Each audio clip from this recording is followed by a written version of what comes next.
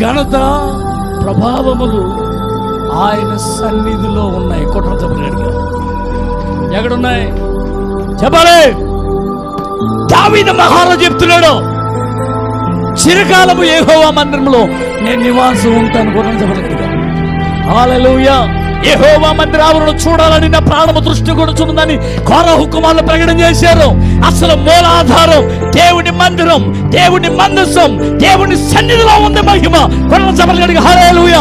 నువ్వు రాజువైనా ఉండొచ్చు, అధికారివైనా ఉండొచ్చు, నువ్వు పేరు ప్రఖ్యాతులు సంపాదించిన వ్యక్తివైనా అయి ఉండొచ్చు, వ్యాపారవేత్తమైనా అయి ఉండొచ్చు, ఉద్యోగవేత్తమైనా అయి ఉండొచ్చు. కానీ నీ యొక్క ఏమండి నీవు నాటవలసింది దేవుని మందిర ఆవరణలో. కొరల సభలుగా హల్లెలూయా, హల్లెలూయా. దేవుని మందిరంలో ఉంటేనే నీవు ఘనత ప్రభావంతో నింపబడతావు. కొట్టడం చెప్పగలిగా. హల్లెలూయా. యోసేపు ఫలించని కొమ్మ, నీటి ఊట ఎంత ఫలించని కొమ్మ. ఒక దావీదు మహారాజు చెప్తున్నాడు, ఒక మహారాజే చెప్తున్న మాట, నేనెప్పుడు మందిరము చూద్దామని ఆశతో ఎదురు చూస్తున్నాడంట. దేవుని స్తోత్రం చెప్పండి. ఉదయమున మధ్యాహ్నమున సాయంత్రమున ధ్యానించు మొదలుపెడుతున్నాను, ఆయన గడప యొద్ద కాచుకుంటున్నాను. మందిరం అంటే ఎంతమందికి మందిరం అంటే ఆసక్తి, ఎంతమందికి మందిరం అంటే ప్రేమ, ఎంతమందికి మందిరం అంటే ఏమండి ఆశ, తృష్ణ. చేతులెత్తండి దేవుని స్తోత్రం చెప్పండి. అర్థమైందా?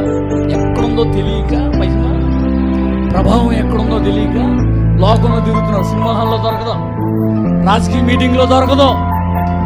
ఈ ఎక్కడ భక్తిహీనులతో నివసించుట కంటేను నీ మందిరావరణంలో ఒక్క దినము గడుపుట 1000 దినాల కంటే శ్రేష్టమైనది. 1000 దినాల కంటే శ్రేష్టమైనది. శాశ్వత కృపను నేను తాళంచగా కానుకానైతిని నీ సన్నిధిలో, కానుకానైతిని నీ సన్నిధిలో. శాశ్వత కృపను నేను తాళంచగా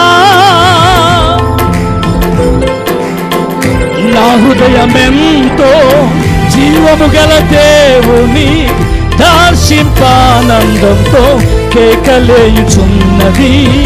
నా దేహమెంతో జీవము గల దేవుని దర్శింపానందంతో కేకలేయుచున్నది. నా హృదయమెంతో నీకై ఆశించే, నా దేహమెంతో నీకై ఆశించే. శాశ్వత కృపను నేను తాళంచగా కానుకానైతిని నీ సన్నిధిలో, కానుకానైతిని నీ సన్నిధిలో. శాశ్వత కృపను నేను తాళంచగా కానుకానైతిని నీ సన్నిధిలో, కానుకానైతిని నీ సన్నిధిలో. శాశ్వత కృపను నేను తాళంచగా. హల్లెలూయా. దావీదు మహారాజు దేవుని మందిరంలో ఉంటానని తీర్మానం చేసుకున్నాడు.